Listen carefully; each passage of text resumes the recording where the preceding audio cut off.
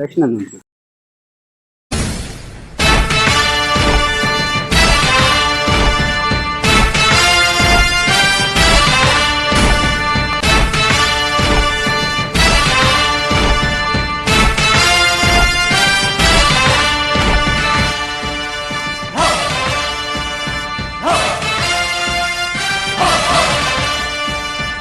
గారు 70 రూపాయల పెన్షన్ని 200 రూపాయలు చేయడం జరిగింది.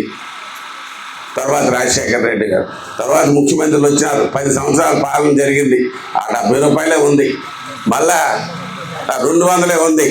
మళ్ళీ ఎప్పుడైతే మళ్ళీ చంద్రబాబు నాయుడు గారు 2014లో ముఖ్యమంత్రి అయ్యాడో ఆ వేళే మళ్ళీ పేదవాడు, ముసలివాడు, వితంతువులు మరి కళ్ళలో ఆనందం వచ్చింది. మరి ఏదైతే 200 పెన్షన్ని 1000 నుంచి 2000 రూపాయలు చేసి ముసలివారికి ఇచ్చాడు, అలాగే వితంతువులకు ఇచ్చినాడు, వికలాంగులకు కలిపి 3000 రూపాయలు చేసినాడు, అలాగే ఒంటరి మహిళలకు కలిపి పెన్షన్ ఇచ్చాడు, ఎటువంటి ఆధారం లేని ఒంటరి మహిళకి. ఈ విధంగా మరి 200 పెన్షన్ని 10 రెట్లు పెంచిన ఘనత అవి చంద్రబాబు నాయుడికి దక్కుతుందని ఈ సందర్భంగా తెలియజేస్తున్నా. తర్వాత వచ్చాడు ఈ సైకో. తర్వాత ముఖ్యమంత్రికి వచ్చిన తర్వాత అతను అన్నాడు 2000 పెన్షన్ మీ అందరి ఆశీస్సులు. మరి ఈవేళ ఇది మంచి ప్రభుత్వం అని నేనంటే కాదు, ప్రజల నుంచి రావాలి. ఇది మంచి ప్రభుత్వం అన్నది ప్రజల నుంచే ఆ భావన రావాలి. అయితే మీకు ఏం చేసామో చెప్పకపోతే మీకు తెలియదు. మంచి ప్రభుత్వం అట. అయితే మంచి ప్రభుత్వం అయితే ఏం చేసింది? గతంలో పాలన ఎలా జరిగింది, ఇప్పుడు ఎలా పాలన జరిగింది, ముఖ్యమంత్రి ఎలా పనిచేస్తున్నారు, ఉప ముఖ్యమంత్రి గారు ఎలా పనిచేస్తున్నారు, ఇవన్నీ ఒకసారి ప్రజల దగ్గరికి వెళ్ళి ప్రజల సమక్షంలోనే వాళ్ళ కష్టకాలు తెలుసుకొని ఈ మంచి ప్రభుత్వం ఈ 100 రోజులు ఏం చేసిందో మీకు వివరించడానికి ఇక్కడ రావడం జరిగింది.